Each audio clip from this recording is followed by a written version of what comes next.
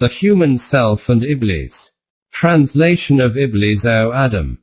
Translated and edited. Dr. Ajaz Rasool, UK. The Quranic Concept of Satan and Perspective on Human Desires, Emotions, Intellect and Wahi. Author. Ghulam Ahmad Parwez. One man. For us today the birth of a human child has become an ordinary and normal event, just like the rising and setting of the sun. But when man, bound in the links of the chain of cause and effect, turns the pages of the book of creation backwards, his astounded gaze will, of a surety, halt at that point which he declares as being the very first link in the process of human creation. On reaching this astonishing valley, he remains taken aback as to how did that very first man come into existence. His bewilderment is justified, and his astonishment is valid. The reality of the outcome of human research and investigation and all of its resultant discoveries and inventions is only this much: that with his persistent efforts he lifts up the covers which lie on the various causes and effects of the different parts of the functioning of the universe.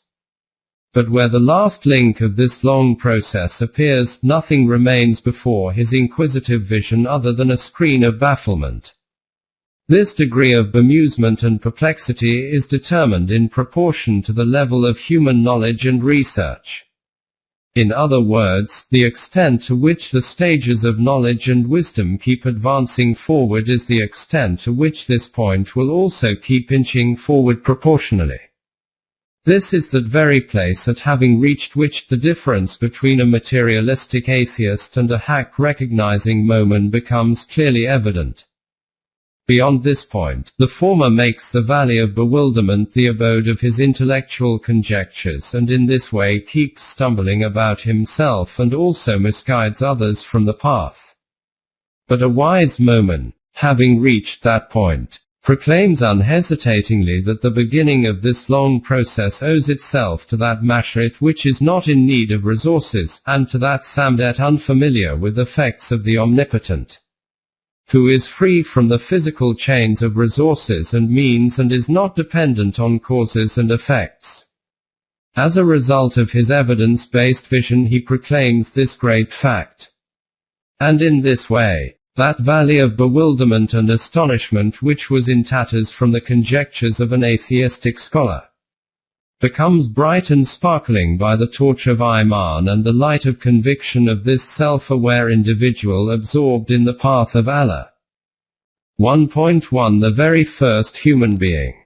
How that very first human being came into being is that point of bewilderment which has been mentioned above. When human consciousness opened its eyes for the first time, it beheld a kaleidoscope of wonderment all around it.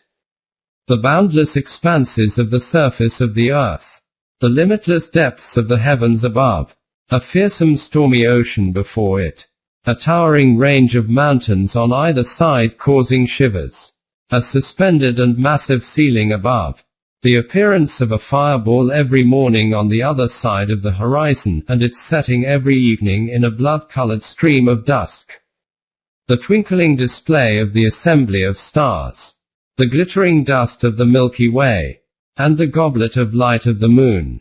When he observed this stupefying, magical display, his eyes gaped. How could he possibly have comprehended what this amazing system of the universe is? From where did the earth appear? From where have the mountains come into existence? Where does the sun come from and to where does it disappear? How was it that this moon, these stars, these oceans were created? These questions arose repeatedly before him and left him each time in an ever-new world of perplexity. How could that poor soul possibly have comprehended? From where does this verdure appear? What thing are the clouds? What is wind? And when he could understand nothing about how it was that the general visible universe became created, then how could he possibly resolve this conundrum about how that very first man was born? The most he could do was to appease his heart by saying that initially a figure of clay must have somehow become made into which life must have been infused. And then by splitting the rib of this figure, a wife must have been created for it from this. And from this pair, the process of progeny must have proceeded onwards. What could the poor soul have said other than this? But when a measure of maturity reached his consciousness and he had traversed through some stages of his life, then this reasoning resulting from the era of his nascent age could not remain as a cause for his satisfaction and rationale for his inquisitiveness. His curiosity took the form of efforts in inquiry and a burning urge to investigate. And according to the potential for knowledge of natural sciences which had been bestowed in him, he began to endeavor to unknot these convoluted secrets. And slowly and gradually, his investigations took the form of that conclusion which is called the theory of organic evolution. 1.2 The theory of organic evolution. His searching eyes assessed that a process of evolution of gradual change is continuing in an organized and coordinated fashion in the universe. In other words, everything is passing step by step through the stages of development and evolution according to a specific law, and in this way is continuing to change from one state to another state. This change and transformation is taking place in such an imperceptible kind of manner that a cursory glance cannot discern it tangibly. And then these changes manifest after such a lengthy period of time that it is difficult for the human memory to keep a record of it. Hence, for these gradual transformations you have to turn to the pages of the treatise of nature itself and to the signs and remains of archaeological treasures buried in the earth. After studying these scattered pages of the book of nature, the conclusion which the human intellect has arrived at about the creation of man is, in brief words, as follows. 1. The beginning of life on the surface of the earth occurred from water. 2. By the combining of water and clay the first cell of life was bestowed with a form. 3. Having divided into various species, these germs of life began to grow and spread out like the branches of a tree.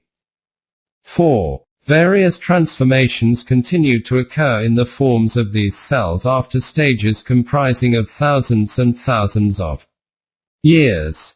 5. After passing through these very long time periods, this process of creation then reached that stage which is designated as creation through reproduction, i.e., the animalistic life.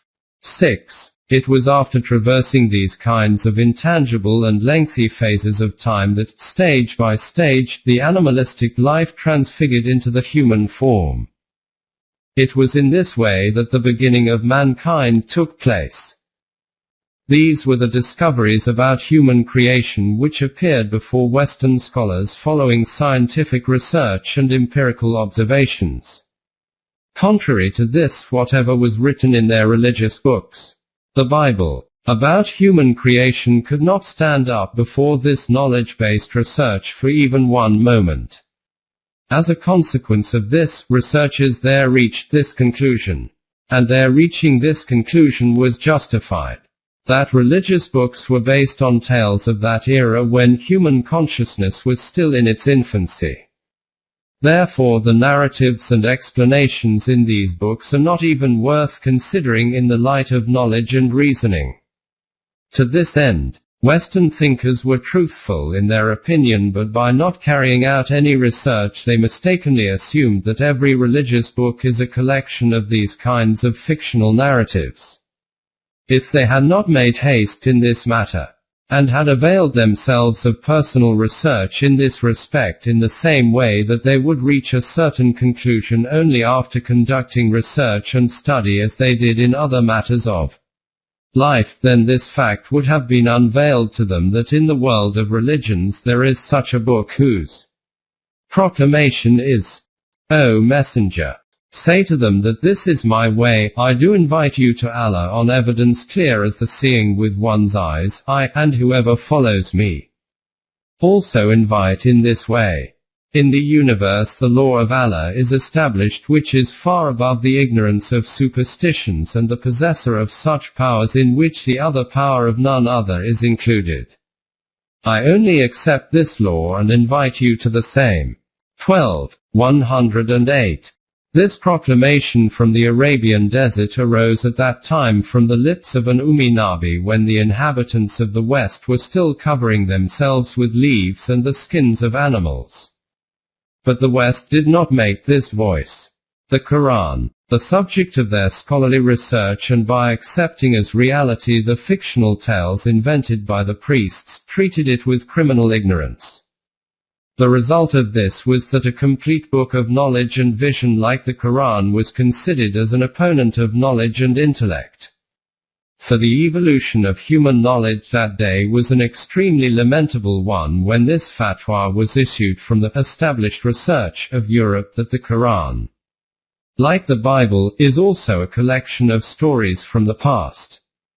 Superstitious tales. Never was a bigger lie than this told in the world.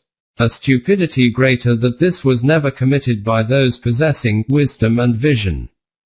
Today, it is only with difficulty that it can be assessed what a great source of knowledge the West and together with it the rest of humanity became deprived of due to this wrong decision.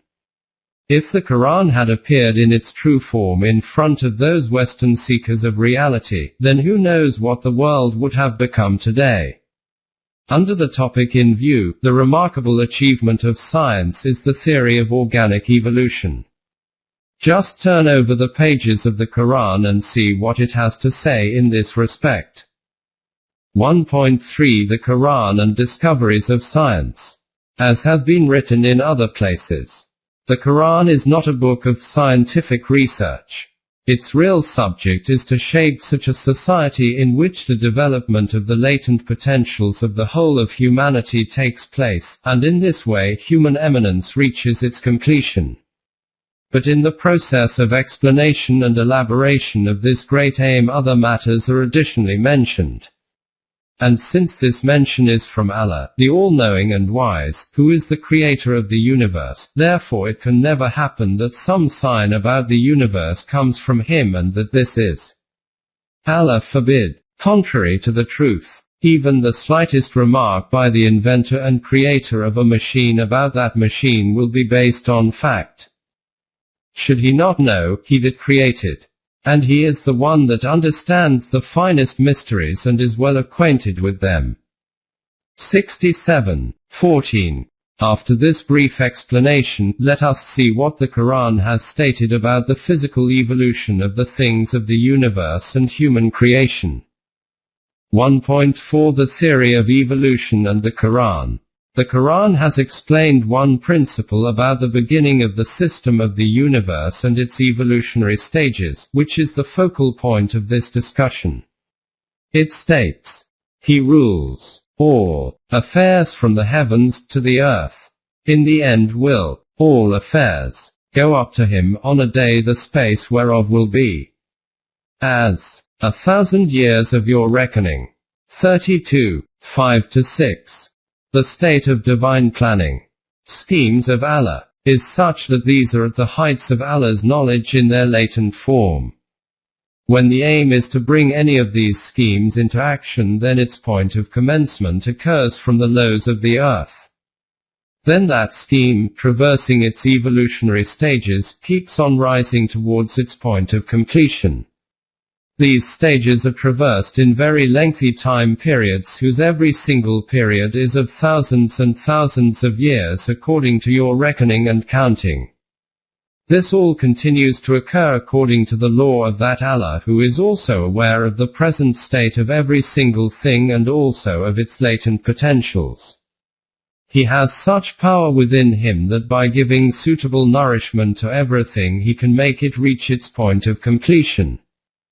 When there is a scheme in front of the divine mash'at, this is started from its extremely low initial point, the lowest level of all.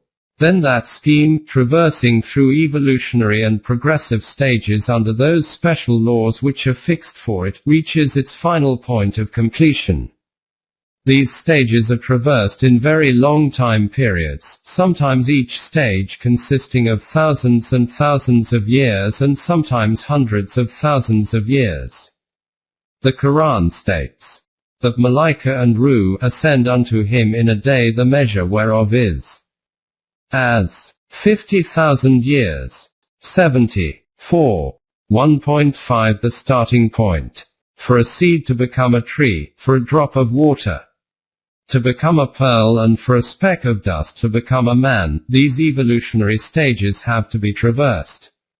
One of the important schemes in the supreme schemes of the realm of Mashrit is the creation of man. The starting point of this scheme is stated to be teen, inanimate. The Quran has stated, He began the creation, Khalqa, of man with clay, teen. 32:7. It should be made clear that the basic meaning of khalq, creation, is not to bring something into existence from nothing. It means to make a new thing from different elements by producing a specific combination. That starting point which is mentioned here is that point from where life becomes evident in a physical form. There is no mention of earlier stages than this. In Surah Al-An'am it is stated, He it is who created you from clay, teen, and then decreed a stated term for you, and there is in his presence another determined term, yet you doubt within yourselves. 6:2. In Surah Hud instead of teen it is called Ard, the earth, which is even more comprehensive and explicit. It is he who has produced you, according to his law of creation, from the earth, Ard, and settled you therein. 11:61. See also 53:32. In Surah Taha it is stated, From the earth did we create you, and into it shall we return you, and from it shall we bring you out once again. 20:55. Did not make a sculpture from clay, instead commenced its creation from the stuff of clay. And surely, we did create man from a quintessence of clay. 23:12. See also 7:12-38, 76. The words sulala and min teen, quintessence of clay, require close attention. The fact is that the nourishment of everything is carried out from quintessence of clay. We sow a seed in the land. Though this seed has the potential to grow, it absorbs the elements on which its growth is dependent from the earth. If a deficiency occurs in the soil of these elements, salts, minerals, etc., then the growth of this plant is halted. It is these elements which are known as the quintessence of clay. This produce of the land is eaten by cattle, and in this way those very elements become the means for their nourishment. Carnivorous animals eat these cattle, and in this way, indirectly, those same elements become the means for their nourishment. This is that quintessence of clay from which the nourishment of these life cells takes place, which is the starting point of human life. Details of this point will come a little later. But in the stage of an animation, which is the starting point of this process, life was in a state of sleep. Its awakening occurred by a splash of water. We made from water everything living. Will they not then have Iman? 21:30. 1.6 The fountainhead of life. The water nymph of life opened its eye in the depths of the water. Scientific investigation has reached this point that the inception of the first cell of life, protoplasm, was in the ocean. This is why these kinds of salts and in the same proportion are found in it as are in the seawater.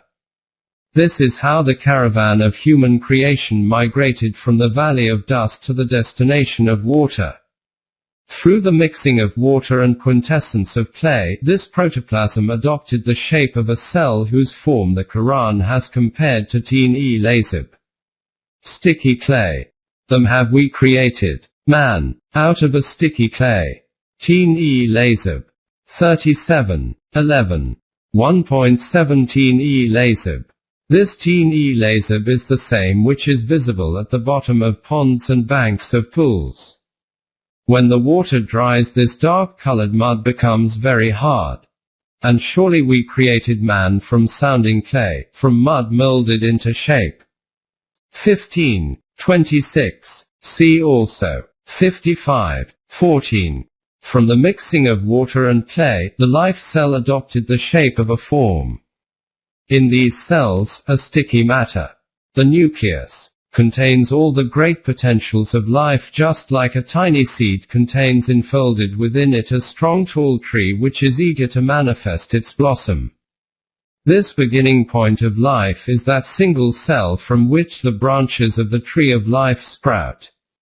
Having reached a certain point, due to its zest for manifestation, a cell automatically becomes divided into two parts which are called daughter cells.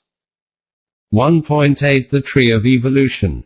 From this single cell the branches of living creation sprouted, and just like the tall frame of a tree, these spread on the face of the earth.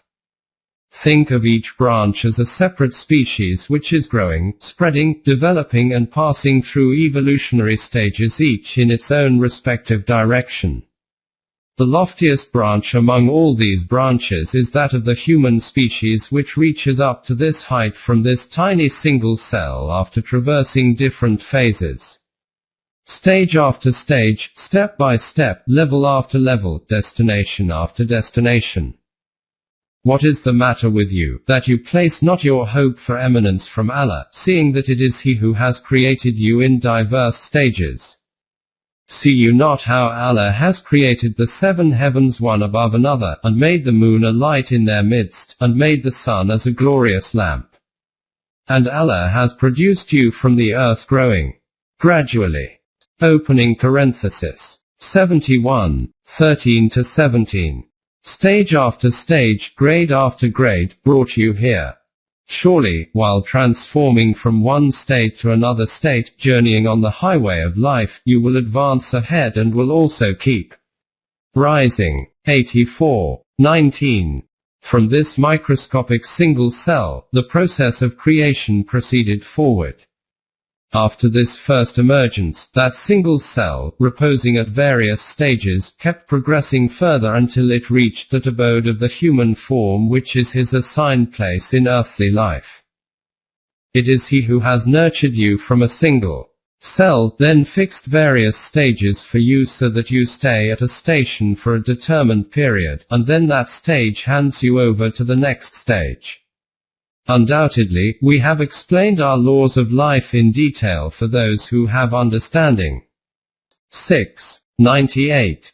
In this evolutionary program i.e., moving from one destination to another stage, thousands of years elapsed, and in this way, after the initial phase of life cells, that stage arrived where the process of creation commenced via reproduction, and made man's progeny from a quintessence of the nature of a weak fluid. 32. 8. 1.9 The beginning of animal life.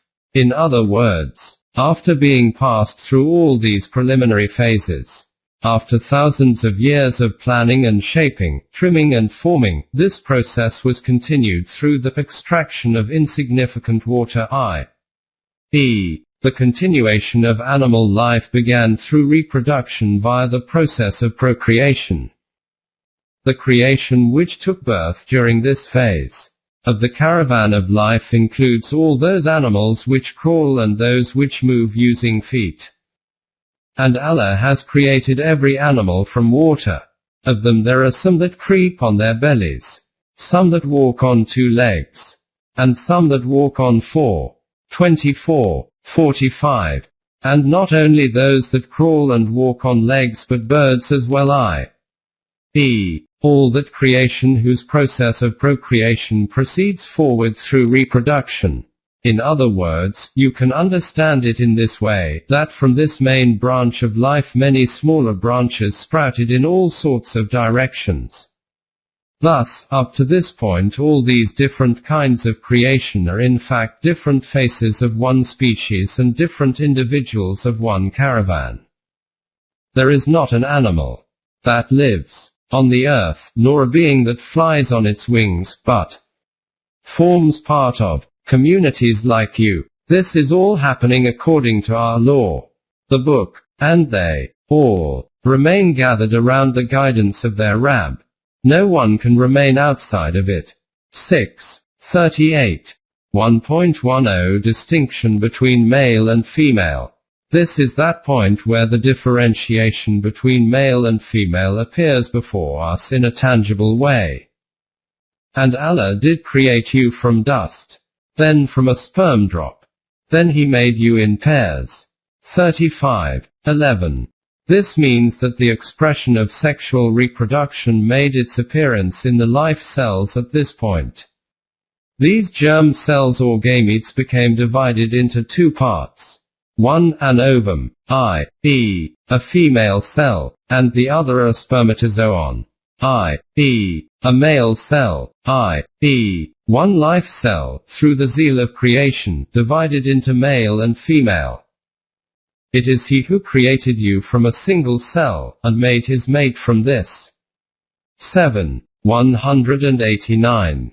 See also 4:130, 20-21:39, 6:42, 11:53, 45:75, 39. 1.11 Pairs among plants. Although according to the subject in hand we wish to confine this discussion to animal life, a brief mention of some other points which appear before us becomes unavoidable. The Quran has not confined mention of the differentiation between male and female to only animals, instead its proclamation is that Allah has created pairs of everything.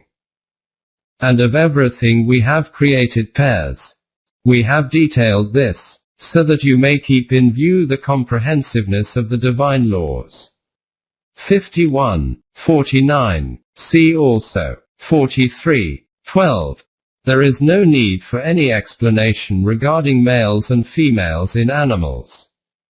Modern research has also proven that in plants too there is pairing of male and female, and their abode is generally the flower of the plant. In the soft and delicate petals of a flower there is such an entity towards the top in which male stamens are kept protected. In the middle of the flower there is another part which is called the pistil, which can be considered as the womb of a female. In some plants which are called monoecious both these elements are in the same flower. Some plants are those in which one plant is male and the other plant is female. This species is called dioecious. Instead, in these plants the male reproductive element is in one flower which is called staminate, and the female element is in the other flower which is called pistillate. 1.12 Muslim scholars and the theory of evolution. To the superficial eye it appears as if this research also owes itself to modern times. But those who have knowledge are aware that Muslim scholars had not only discovered the differentiation between male and female in plants but had also figured out the theory of organic evolution in principle well before Western researchers. In this connection, the renowned research of Hakim ibn Muskawayh, died in 421 R, holds a special, distinct status in the scholarly world. In his famous journal Al-Fawz al-Asghar, he has examined this theory with particular emphasis.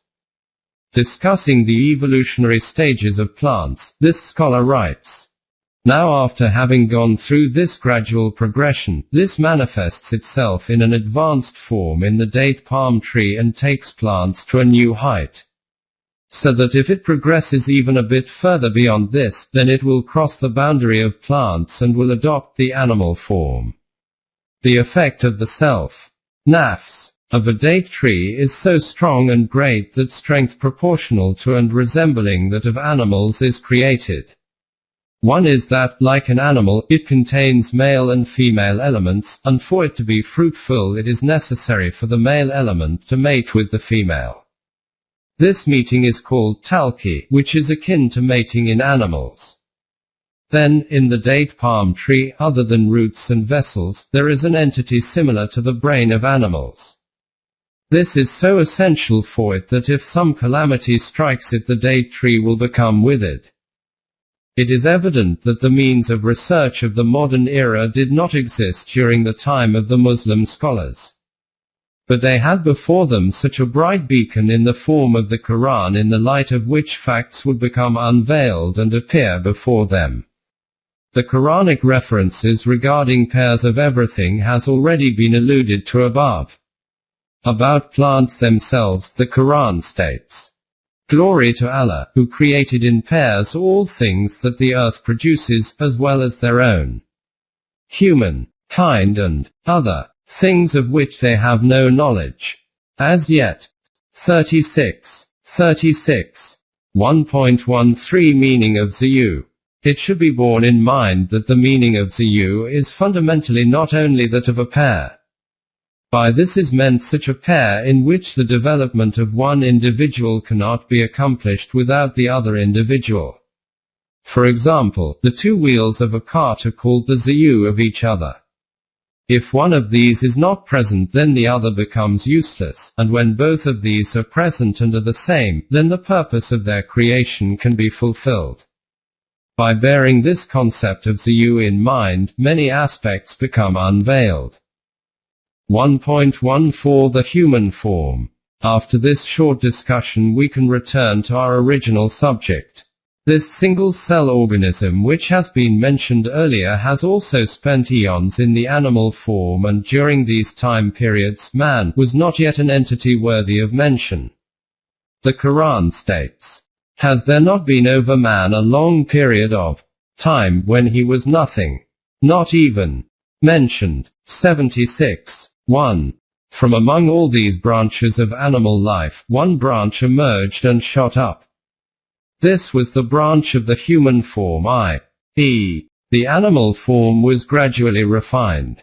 By pruning its rough excesses, its delicate and refined potentials were galvanized, and in this way the bride of life became manifest in the glory of human eminence. The Quran states, "Him who created you, then fashioned you in due proportion, from every respect, and gave you a just balance." 82. 7. Then it was bestowed with a balanced stature, i.e., containing the best of proportion and balance. We have indeed created man in the best of molds. Ahsan-e Taqweem. 95. 4. In whom proportion and balance reached its most beautiful stature. In another verse this is called Ahsan-e Sawr. 64. 2-3. What is this Ahsan-e Taqweem? In this best of statures, what is the distinctive trait? Which is that special potential on account of which man became the possessor of a different status from the previous links in the process of evolution?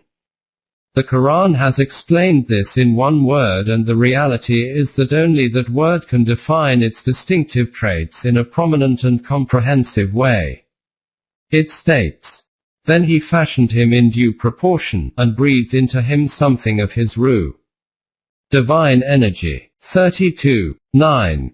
In other words, this lofty branch of the tree of evolution was refined in every respect, suitable potentials and abilities were created in it, and it was made balanced and moved forward. And when these potentials became created in it, then by taking it forward from the animalistic level, an essence of divine energy was infused into it. Now it became a human being able to see, hear, and think and understand. And he gave you the faculties of hearing and sight and fawad, emotions and intellect. But there are few who fully develop these potentials. 32. 9. 1.15 The eminence of humanity. What is this ruh of Allah, whose amazing displays have made this entity created from water and clay the life purpose of the universe? Details of this will be given at its own place. At this point let us just look at what is achieved from this breathing of ruh. In the words of the Quran, hearing, sight, and mind were bestowed through this.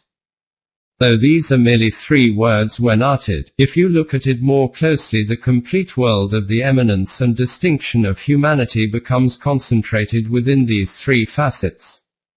Hearing and seeing are representatives of the human senses which transmit information about the outer world.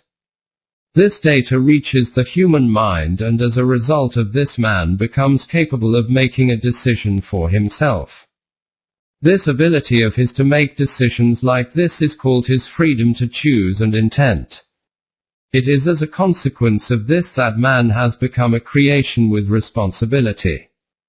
In Surah Al-Dar it is stated, "Verily we created man from a drop of sperm which has different latent potentials mingled in it, and then we continued to pass him through various conditions until we made him as one who hears and sees. Then we showed him the path of guidance and left it to him, to accept it if he wishes or to reject it if he wishes." 76. 2-3. 1.16 The potential for choice and intent. This is that greatest distinction of all which separates man from animal life, i.e., man being possessor of freedom to choose and intent. Having reached this point, this link in the process of evolution becomes completely separated from its previous links. The human form is not the sum total of the potentialities and abilities of the previous statuses of its process. Rather, having reached here, only one type of change occurred in all of these traits and potentials, which was completely different from the process of evolution that was continuing up to this point in time. The outcome of this change is human freedom to choose and intent, due to which there is dynamism in the pulse of the universe, and turbulence is generated in the continually flowing stream of life. Without the freedom to choose and intent, this world would have remained a colorless compilation of mountains, rivers, and jungles, and a bland, dull zoo of beasts, cattle and birds. The soothing light of beauty and the fiery desire of love would not have been in its destiny. All of these are the magical exhibits of the breathing of Ruh, as a result of which this wilderness has transformed into a theater of color and fragrance. This means that the divine attributes have been bestowed in him as potentialities in a finite form. This trait was never the share of any creation before this. This was that breathing of Ruh, due to which this atom of clay became worthy of prostration by the universal forces. Malaika. Behold, your Rabb said to the universal forces, Malaika, I am about to create man from clay.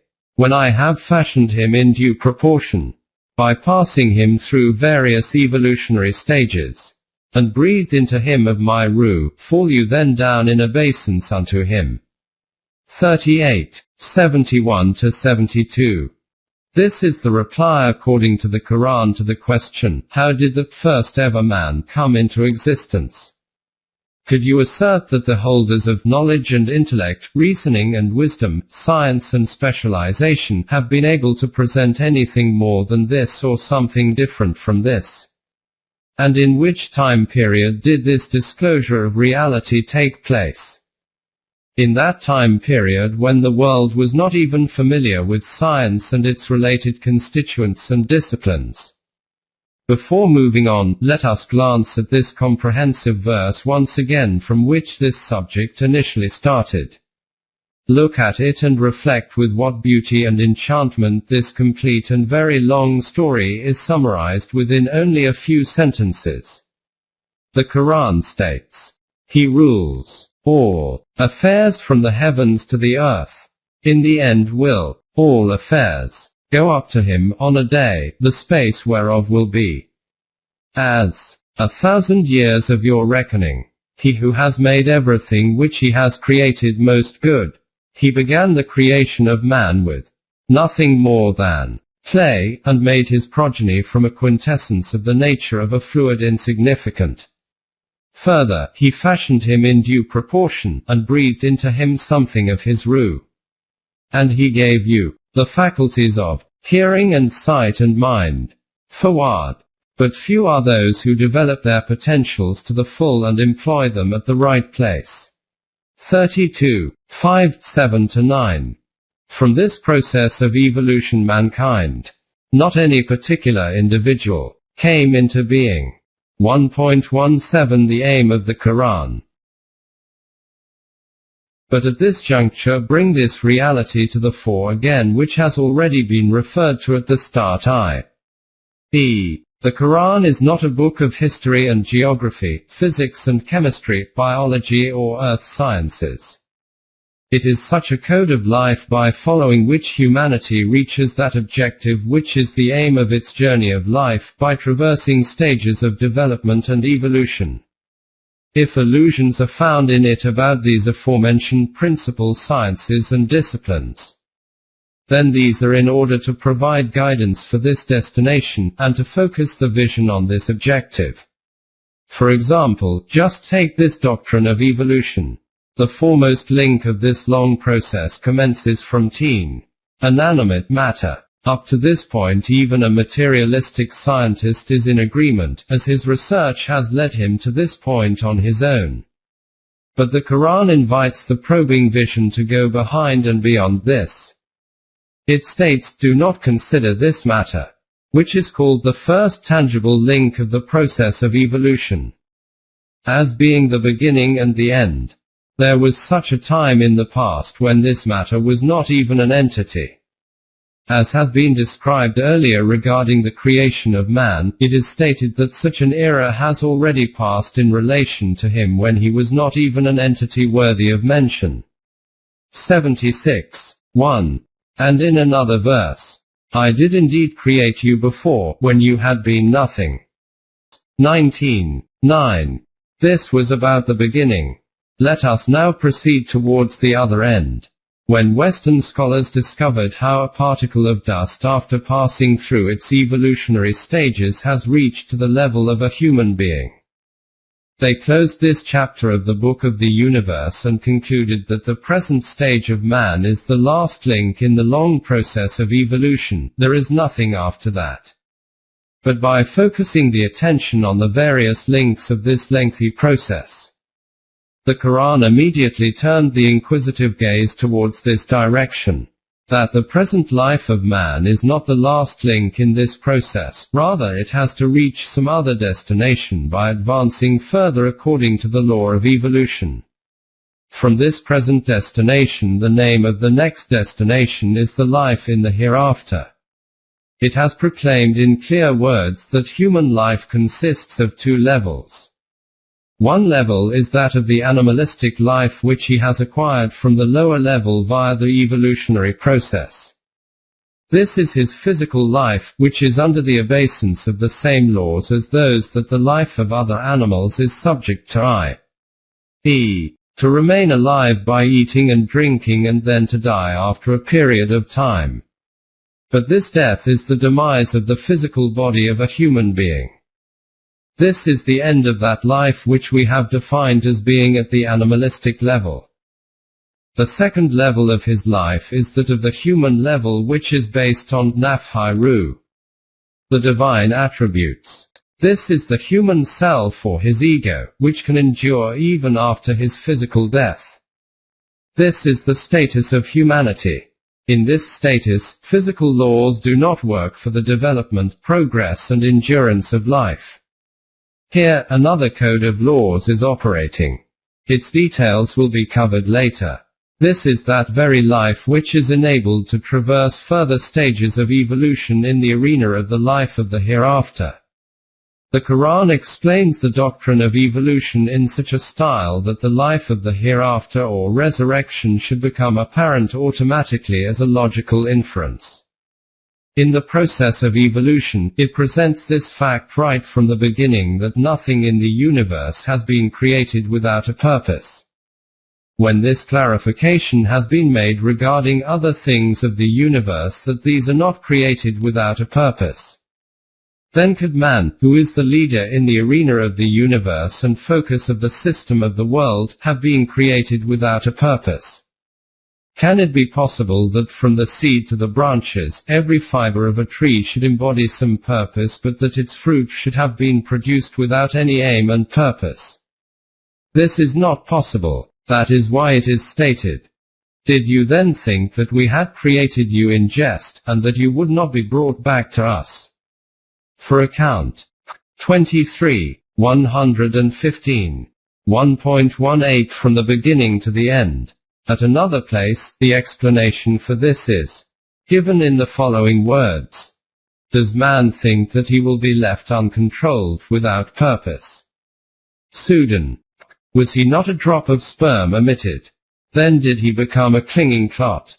Then did Allah make and fashion him in due proportion. And of him he made two sexes, male and female. Has not he the power to give life to the dead? 75, 36, 40. For the achievement of the purpose of human creation, the Quran has declared this life as being essential for the life in the hereafter.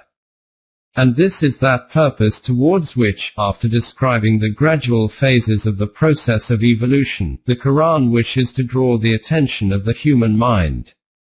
The Quran states, "Man we did create from a quintessence of clay. Then we placed him as a drop of sperm in a place of rest, firmly fixed. Then we made the sperm into a clot of congealed blood. Then of that clot we made a fetus lump. Then we made out of that lump bones and clothed the bones with flesh. Then, see how it was brought into existence by making it into another kind of creation. So blessed be Allah, the best to create. After that, at length you will die. Again, on the day of judgment will you be raised up." 23, 12-16. About the resurrection of man, this objection is seen by the superficial gaze, that when these specifically arranged constituents become dispersed, then how will there be a new constitution? And never mind the superficial gaze only, today most European thinkers, who are considered by the world to be at the utmost heights of knowledge and vision, are trapped in this very superficiality. This is because just as they treaded on previous paths solely with the aid of the suppositions of their minds and were stumbling at every step, they wish to continue to advance forward from this stage in the light of their own concepts alone and continue to flounder. The world will witness that the way in which, after wandering in the desert for a period of time, these people have reached one aspect of reality in the case of the creation of man, ultimately they will also have to arrive at the same conclusion about the resurrection. Second life, to which the Quran invites. This is because the invitation of the Quran is not the voice of conjecture and guesswork, it is the invitation of knowledge and vision, certainty and conviction. Its proclamation is, "And your creation or your resurrection is in no wise but as an individual self. For Allah is He who hears and sees all things." 31, 28. For that almighty hand which has this power that He can make the existing form of a human being from the very first life cell. What difficulty can there be for Him to rearrange a new constitution after the disintegration of the physical elements? The Quran states, "From the earth did we create you, and into it shall we return you, and from it shall we bring you out once again." 20, 55. At another place it is stated, "They say, what, when we are reduced to bones and dust, should we really be raised up to be a new creation? Say, nay, be you stones or iron, or created matter which, in your minds, is hardest to be raised up.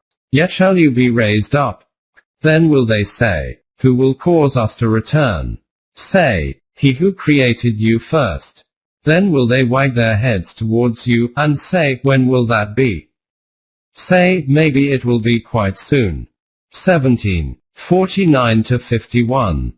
Along with this, also look at this verse of Surah Al-Hajj. 22, 5, and the reality will emerge even more clearly before you. 1.19 Death and Life. At this point it is also important to highlight this fact that the Quran does not only discuss the second life which is to come next after this life, but it also provides instructions about the death and life of this life. It terms the rise of nations as their life, and the decline and inertia as their death. It informs us repeatedly what those principles are according to which life is bestowed on nations, and what that path is, by the adoption of which death shrouds them. It presents narratives about the rise and fall of former nations. Not because it is a book of history, but to bring to the fore evidence about the consequences and effects of the deeds through the law of destruction and survival. For this the Quran has detailed one principle in explicit words. The provision of all bounties is connected to the divine law, who is possessor of all power and sovereignty, but he has fixed scales and proportions for all matters, according to which the results of deeds are established.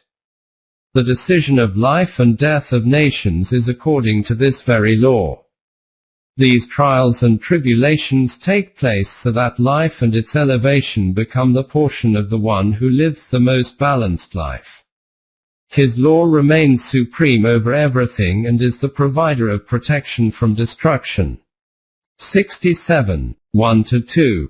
In other words, the law of death and life has been established for this reason, that it should manifest clearly who among you performs those deeds which are life-giving according to this law, and who is such that he imposes destruction on himself. The Quran states that this clear and unambiguous law has been detailed for this very reason, so that whoever is to die may die according to clear laws, and whoever is to live may also live according to clear laws. And Allah is all-hearing and all-knowing. 8:42. 1.20 The meaning of righteous deeds. Amal-e Saleh. Through various aspects and different facets of this basic principle of the law of evolution, the Quran embeds it in the heart that in this arena of endeavor and deeds only that species can survive which has the ability to endure, whose deeds are righteous. Only that can progress forward which produces the ability within itself for forward progression. By quoting examples of other species it provides evidence about human life itself, stating, look at this great and wondrous tree of evolution and ponder over this fact, that how many branches were there that dried up completely and fell. How many flowers were there which having wilted and withered dropped onto the ground and became crushed beneath the feet of passers-by. Contrary to this, there are many branches which became verdant and vibrant, what varieties of exquisite and beautiful flowers they produced and how many types of delightful and delectable fruits they bore. It invites us to reflect on this law of nature and consider what happened to those societies and nations of the past. Its decree is that, as with different species, this is also the same law for the death and the life of nations. That nation which no longer remains fit for life becomes destroyed. No respite is given to it in this decision, i.e., there is not an iota of advancement or delay in the appearance of the consequences of the deeds. The Quran states, to every people, group, nation, species, is a term appointed, for manifestation of consequences. When the time comes, not for a moment can they cause it to be delayed, nor can they advance it. 7:34. After stating this principle, it is explained in the next verse what law is established for remaining alive and to survive. O you children of Adam! Whenever there come to you messengers from amongst you, rehearsing my laws unto you, then those who are righteous and mend their lives, on them shall be no fear or grief of being ruined and destroyed. 7:35. These are the ones who will remain and progress forward, who will have no apprehension about becoming destroyed and ruined. In contrast to them, the Quran states, but those who reject our laws and treat them with arrogance, they are the companions of the fire, to dwell therein forever. 7. 1.21 Principles for the rise and fall of nations. Reflect that in the first verse a principle has been pronounced concerning the death and life of nations. And following this it has been clarified what the technique is in order to remain protected from annihilation and to remain safeguarded and free from the fear of ruin. And what that system is by following which man can reach the Jannat, paradise, of peace and tranquility. This is not the time for details of this system. At this point observe only this, that according to the Quran the real principle of this system is this, that the code of life which has been given to mankind via his Anbiya, the messengers of Allah, should be made the aim of life. In the following pages, the visionary narrative of this life-giving message and spirit-invigorating system will be presented, that system by living life according to which the consequence will be that ability will be created in man, as a result of which he will be able to oppose those destructive and annihilating forces courageously, and no fear of annihilation and grief of ruin will remain for him. If he does not act thus, then Allah's law of succession and substitution will deliver its absolute verdict, and another nation will replace this nation. Your Rabb is self-sufficient with regard to nourishment and sustenance. In fact, he has means of sustenance for the whole universe. But this sustenance is made available according to his law. If you go against his law, he will remove you and will bring that nation in your place which will have the ability to succeed according to this law.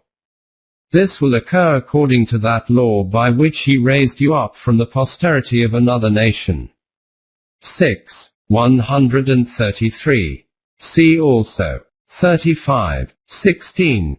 In another verse it is stated, if you turn away from these laws, he will substitute in your stead another people. Then they would not be like you. 47:38. See also 70:41. From the ashes of a nation another nation arises, like a musician creating fiery music provoking a self. Those nations which are going to disappear are eliminated, and those which are going to live occupy their place. 1.22 The law of evolution for the eminence of mankind. As has been noted above, the essential principle of evolution is that only that species can survive and progress forward which has the ability and capacity for self-preservation and survival, and is able to confront all those opposing forces which are bent upon destroying it, and which contains within itself the means of protection against unfavorable circumstances, a hostile environment and causes of destruction. Those nations and peoples who lost the means of defense and the power of protection, became annihilated. Those who maintained these, remained protected from destruction. This part of the law of evolution is connected with the physical life of man, and in this regard there is no difference between man and the previous link in the chain before him, i.e., the animal level. But as has already been stated, man is one step ahead of other animals. And it is this very point which raises him from the horizon of the animalistic level and brings him to the status of humanity. That point where the Quran makes him distinct from other animals by breathing ruh into him. 32:9.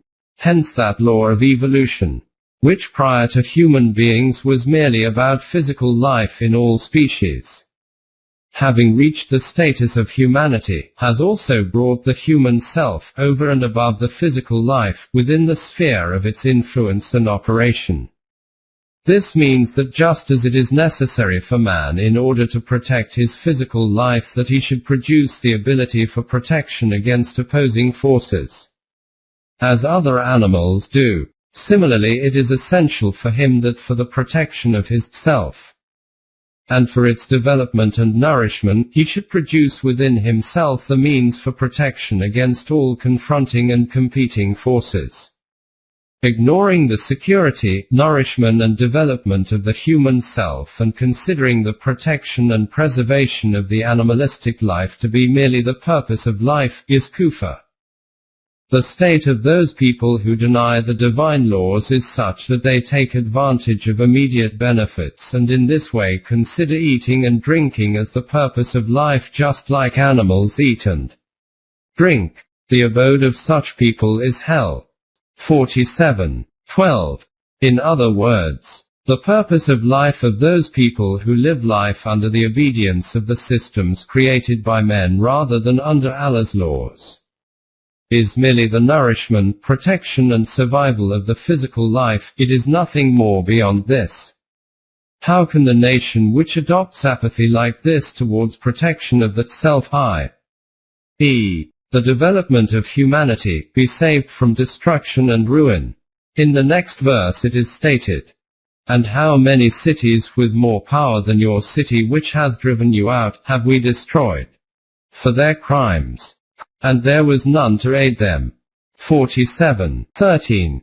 Why is this? It is because, is then one who is on a clear path from his Rab, no better than one to whom the evil of his conduct seems pleasing, and such as follow their own lusts. 47:14.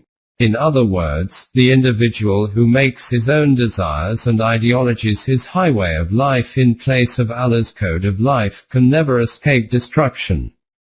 This is because that law of evolution which is the code for the protection and eminence of humanity is guidance which is revealed only from the direction of Allah, that Allah who is Zil Mare.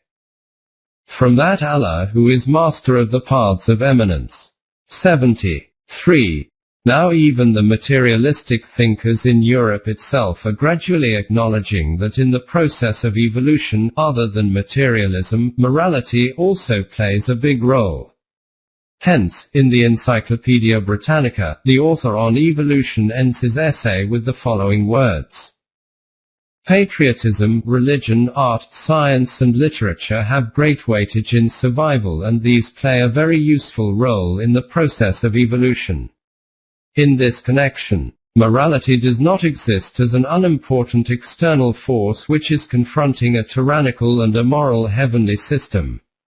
Rather, this is in itself a creation of evolution, and is an important force to incorporate gradual changes into a correct mold of the process of evolution. We hope, rather are certain, that those civilizations which are based on justice, courage, constitution and discipline, and strong ethics will ultimately be the most successful and enduring. If only the Quran had been available to Europe, then it would have seen which civilization is it that is based on justice and courage, discipline and organization, and strong ethics. If it had comprehended the correct meanings of these words according to the Quran, then it would not have been ruined and degraded as it is today, because its own destruction is also taking place according to this law of evolution. This was about the condition of those who make their physical life the ultimate purpose of life. Contrary to this, ignoring the necessities of physical life and in your own mind making efforts to become isolated and adopting dissociation for the enhancement of mere spirituality, is unwise according to the law of evolution, the consequence of which is destruction. For the protection of an army it is also very important that the walls of a fort be made of steel. This is the very reason that wherever the Quran has emphasized protection and endurance, elevation and development of the human self, together with this declaring the life of monasticism as being wrong, it has declared as essential the acquisition of material powers for strengthening of physical life. And in this way, it has bestowed such a complete code of life according to the correct law of evolution in which man can keep himself established in the existing stage. And then in the stage after this he can keep producing the ability within himself to live life at a higher level, superior and loftier to his existing life. We have seen from the explanations in the previous pages that in the whole of the universe, in which man is also included, one law of Allah is in operation, according to which every single thing which creates the ability within itself to live remains alive, and the one that loses this ability becomes erased. This law of elimination and establishment is explained by the Quran in a comprehensive verse as follows. Allah's law of Mash'at is this, that whichever individual or nation wishes to be ruined, that it is ruined. Whichever desires stability and strength, that it is bestowed with stability and strength. This law of his is operating in the system of the universe, and its origin and basis, mother of the book, is with Allah himself. This is why no one can create any change in it. 13:39. This verse is also referring to another great fact, which it is necessary to highlight. We have seen in the foregoing pages that, according to the law of evolution, only he can live who has within him the ability to survive.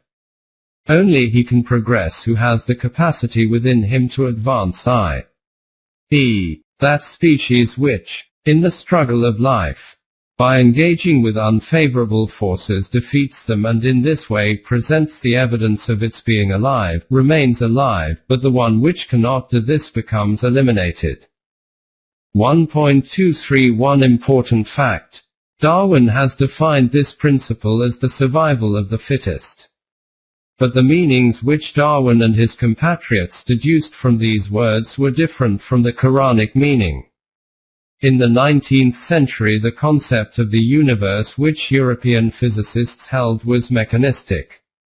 The explanation of this concept is quite lengthy, but in summary its gist was that this universe has somehow or other come into existence and is now operating automatically through the energy of its internal forces. Neither in its creation, nor after this in its progress and evolution, is there any role for any purpose, intention or scheme. It is a blind force due to which this whole system of the universe is in motion. Hence, whichever species acquires power, it becomes selected to survive and progress forward. According to these physicists, this process is called natural selection. In common language you can understand it as this. According to this doctrine, that whatever exists today in the universe, it is not present because it was necessary to maintain its existence for some aim or scheme, but because somehow or other the ability became created within it to exist and to progress further. This is the way nature selected it for survival. The Quran declares this concept and doctrine to be incorrect at a fundamental level. According to the Quran, this whole system of the universe has been brought into existence according to a specific scheme, purpose or wisdom, and is progressing forward according to this same purpose. But whatever thing creates the ability to live and progress forward according to Allah's law, its remaining alive and evolving is useful for this purpose. And for that thing which does not produce such an ability within itself, it is better for it to move away from the path of this great purpose. In the above quoted verse 13:39, with him is the mother of the book, means that this law of elimination and establishment is not just working blindly. There is a great purpose behind it for which all this is taking place. Nowadays Western scholars themselves are gradually reaching this conclusion that the mechanistic concept of the 19th century was false. And they are acknowledging this fact that the whole system of the universe has been brought into existence for a supreme purpose and is progressing forward according to an important scheme. Details of these matters will be covered later. But when we say that the whole system of the universe is functioning within a defined program according to a precise code, this does not mean that it is like a clock which its creator has wound up once and after this it continues to run according to a predetermined map. Such a concept about the universe is also a non-Quranic concept. According to the Quran, the universe is dynamic and not static. Of him seeks its need every creature in the heavens and on earth. Every day in new splendor does he shine. 55:29. Whatever there is in the universe, it all owes its sustenance and nourishment to the Rububiyyat of Allah. That law continually nourishes these things, as a result of which they display themselves in a new form every moment, and in this way diverse creative additions keep taking place in the universe. It is stated in the Quran, He adds to creation as He pleases. 35:1. Allah continually makes ever new additions in His creations. 1.24 Compulsion and discretion. At this stage, pointing out another important fact, for the sake of elucidation, will not be deemed inappropriate. It has been stated above that the universe is busy functioning according to a defined program for a specific aim and scheme. From this our mind is led to the fact that in this scenario, when everything in the universe is following a particular program, then man, who himself is also a thing of the universe, will be considered to be deterministic. But, as will be discussed in the next chapter, man has also been given freedom to choose and intent. If man goes against this program which has been referred to above, i.e., the program to achieve the purpose of the creation of the universe, then it has no effect on this supreme program, because the system of the universe is in the hands of such a creator whose scope of sovereignty cannot even be conceived of. However, as a result of this, instead of growth and eminence, man's own self falls into a hell of backwardness and decline. But if he makes efforts for the accomplishment of this program, then by the fulfillment of this program the accomplishment of his own self occurs. This is that point having reached which the hands are his and the power within them is that of Allah. The arrows are his, and the mash'at of Allah is with the destiny of the bows. The Quran states, "It was not your act, but Allah's." 8:17. When you released the arrow, it was not you that released it, but, in reality, it was Allah who did so. This is that point about which Dr. Hans Driesch writes in his book, The Greatest Design. Having reached this point, we can call ourselves the soldiers of God. And in the words of Iqbal, and in this progressive change Allah becomes a co-worker with him, provided man takes the initiative. Verily Allah will not change the condition of men, till they change what is in themselves. 13:12. If he does not take the initiative, if he does not evolve the inner richness of his being, if he ceases to feel the inward push of advancing life, then the spirit within him hardens into stone and he is reduced to the level of dead matter. That Jamaat which Driesch called the soldiers of God, is the same as the one which the Quran designates with the eminent title of Hizbullah. They are the party of Allah. Hizbullah. Truly it is the party of Allah that will achieve felicity. 58:22. 1.25a Supplementary aspect. In the previous pages it has been additionally noted that according to the Quran there was a time when even matter itself did not exist. The issue of the existence and occurrence of matter has continued as a focus of discussion and disagreement right from the very beginning. Human consciousness in its era of infancy could not grasp how this mind-boggling universe of matter came into existence from nothing. From where did matter become created? But what are the findings of scientific research in the modern era about the reality of matter? Clear details will appear before us regarding this under the topic of Wahi a few pages further on. At this juncture only one excerpt is considered sufficient. An expert on astronomy in the modern era, Sir James Jeans, writes, "The tendency of modern physics is to resolve the whole material universe into waves, and nothing but waves. These waves are of two kinds. Bottled up waves, which we call matter, and unbottled waves, which we call radiation or light. The process of annihilation of matter is merely that of unbottling wave energy and setting it free to travel through space. These concepts reduce the whole universe to a world of radiation, potential or existent, so that the whole story of its creation can be told with perfect accuracy and completeness in the 6 words. God said, 'Let there be light.'" Sir James Jeans had commented on this issue some years earlier. Research into atomic energy and practical experiments have now caused this reality to become uncovered like daylight, that what we call matter is in reality nothing more than atoms, i.e., the negative and positive power of electricity. And when it is taken one step further back, then this force of energy remains as pure energy, which should be understood not as the domain of creation, visible world, but as related to the domain of Amra. 1.26 Summary of the discussion. This question as to how the very first man came into existence in the world has remained a cause for thousands of mysteries and a bewildering quest for the human mind.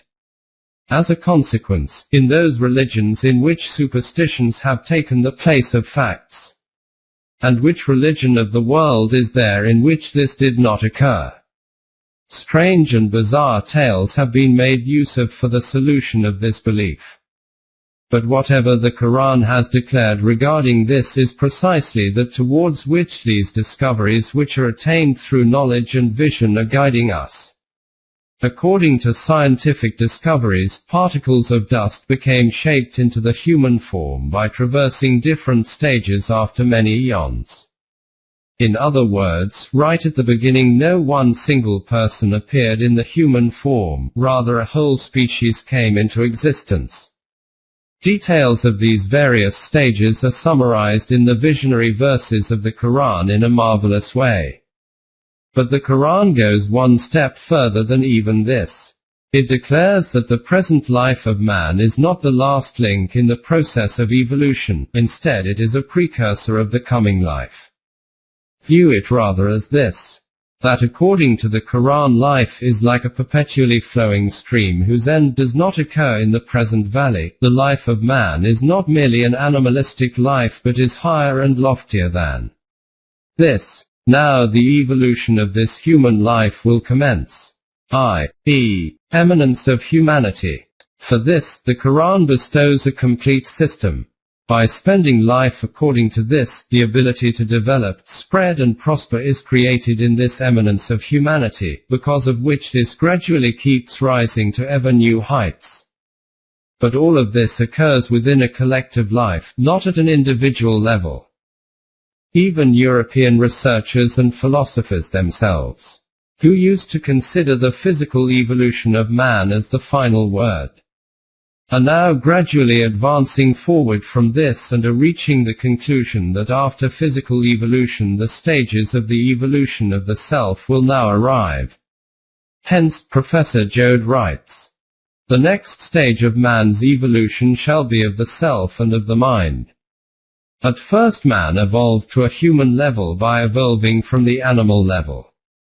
Then he equipped himself with tools and implements and mastered the arts and crafts in our times. Now it has become necessary for him to move ahead of this stage, and that physical evolution which had forced him to progress, caused him to step into the human stage from the animalistic stage. Then his instinctive needs made him create instruments, tools, and he became the creator of machine and steam. Similarly, he is forced today to take a step forward, and this step of his is not mechanistic but will be towards the development of his self and his mind.